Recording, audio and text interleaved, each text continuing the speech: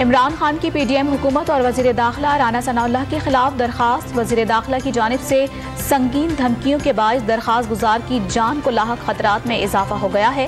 درخواست میں موقف۔ عمران خان سے معاملات پوائنٹ آف نو ریٹرن سے بہت آگے نکل گئے۔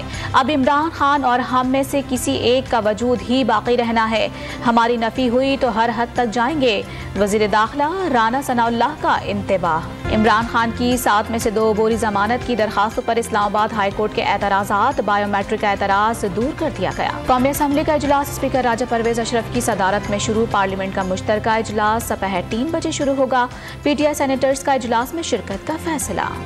اسلام آباد ہائی کورٹ کے باہر سیکیورٹی کے سخت ترین انتظامات۔ صرف متعلقہ افراد کو داخلے کی اجازت۔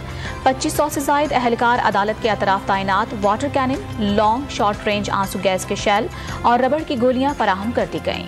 Pakistan electronic media regulatory authority نے آج اسلام آباد میں تمام ریلیوں اور عوامی اجتماعات کی لائیو اور ریکارڈڈ کوریج پر پابندی عائد کر دی۔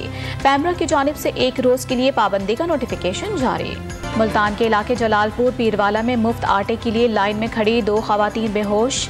لاہور میں عوام کو غیر معیاری آٹا تقسیم کرنے کا انکشاف۔ اور افغانستان نے پاکستان کو دوسرے T20 میچ میں بھی شکست دے دی۔ پہلی مرتبہ سیریز جیت کر نئی تاریخ رقم کر دی۔